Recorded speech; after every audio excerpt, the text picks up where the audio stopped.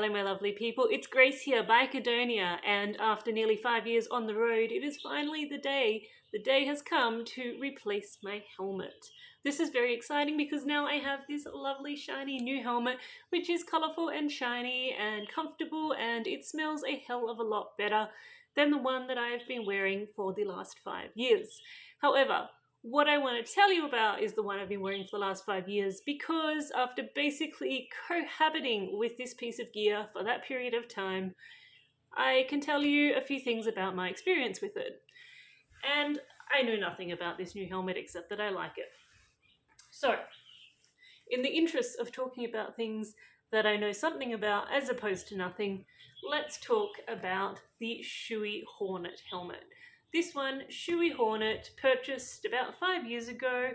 It is in size extra small, and that is the reason that I actually own this helmet, because it was the only one, apart from the O'Neill ADV helmet, which has a bunch of other problems which we don't need to talk about here.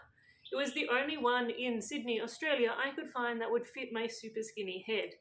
Now, this is not an unusual problem for people who are female or people who are extra small trying to buy adventure gear.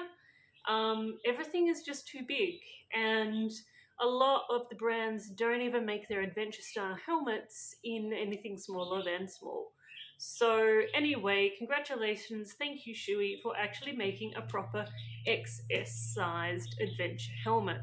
And it's not just small in terms of inside the padding. They haven't just taken a medium-sized shell and put extra padding in it, which is what often happens. They've actually got a really small shell here as well, which is brilliant because it means that the helmet is lighter, and if you're going to carry something around on your head for 5 years, every gram matters. So it's not a particularly heavy helmet, which is great. Alright, so let's talk about the nature of the beast. This is an ADV helmet, an adventure helmet, a dual sport helmet, and just like your dual sport motorcycle, it's going to be a compromise because it's trying to do two things at once. It's trying to be two things at once. Road helmet and off-road helmet, and you're going to just have to compromise. So on the one hand, you have enhanced airflow so that you don't die of heat stroke when you're riding off-road.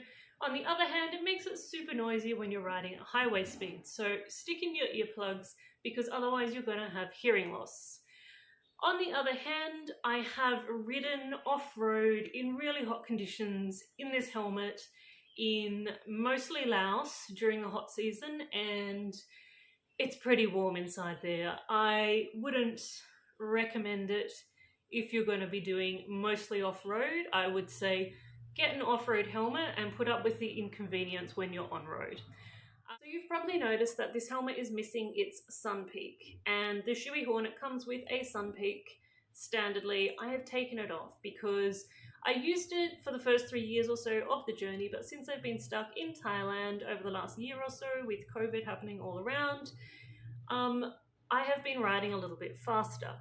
The roads here are fast, the bikes here are fast, and so I have removed the visor, the sunshade, for aerodynamic purposes. Now, it is not badly designed, that sunshade. It doesn't become a problem until you hit about 110 or 120 kilometers an hour. And after that, you will feel it trying to decapitate you. But this is way, way better than most helmets that I've tried, most ADV helmets. You know, I can think of one in particular that starts trying to decapitate you with, anything over about 60. So really no complaints about that visor. It's just that I have been using this helmet as a road helmet when it's an ADV helmet. So, I can't really complain about that. Now, the main problem I've had with this helmet has simply been one of wear. Over the, probably after about 3 years, was when the foam on the inside of the helmet really started to disintegrate. And one day when I washed the liner, just like all the foam just went down the drain with all of the black water.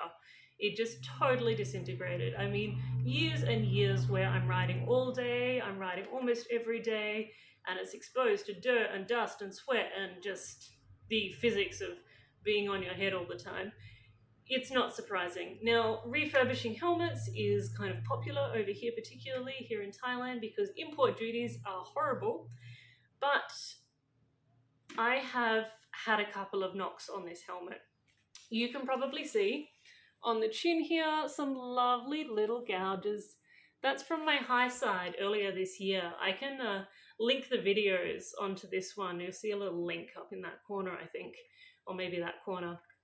And you can entertain yourself by watching these stories of my misadventures in that respect. But suffice to say, it ended up with some contact on the chin there. It wasn't the first impact either. So that's why I don't want to refurbish the inside of this helmet, because I know it needs to be replaced anyway.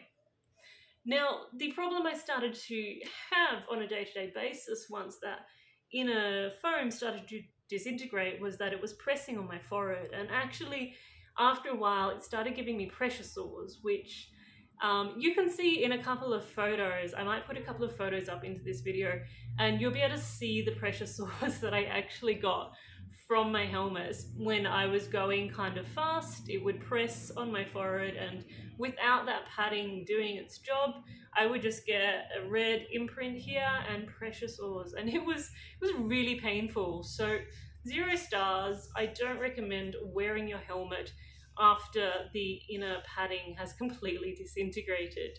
But as my mother used to say, beggars can't be choosers. Anyway, so that's pretty much the summary of my experience with the Shoei Hornet. I would have preferred to buy an RI, only because my head shape is better suited to the RI because I have this very high forehead. And perhaps if I had a different shaped helmet, then I wouldn't have had that pressure sore problem that emerged after the foam stopped doing its job. I don't know. Anyway, that's my experience. The other thing to think about when you buy a really expensive helmet and you go on a round the world trip is it becomes something that you got to look after. Now, I am famous for taking this helmet everywhere. This helmet never ever gets left on the bike. It doesn't get put on the seat of the bike where it can fall off and hit the ground. This helmet always comes with me. It comes shopping with me, it comes to restaurants with me. So, consider that before you buy a Shoei for your trip. Alright, so let me show you my shiny new helmet now. HJC, it's kind of middle of the range, it's reasonably safe, it's nice and quiet because it is actually a road helmet now, so that's great.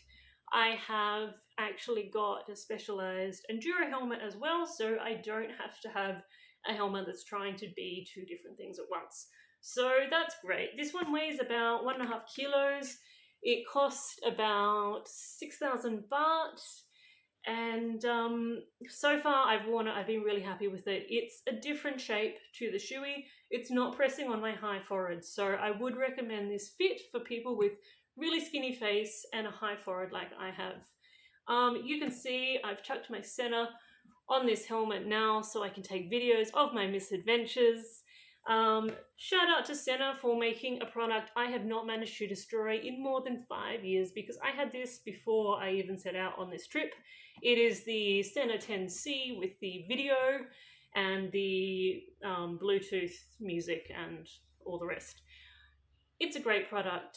It's been through rain and hail, it's been through cyclones, it's been through crashes, it's been enduro riding, it's done everything and never skipped a beat. And super excited to wear this helmet and not have pressure sores on my head now when I go fast on the motorcycle. So, I'll catch you later. I hope you found that slightly helpful, and stay safe. Enjoy!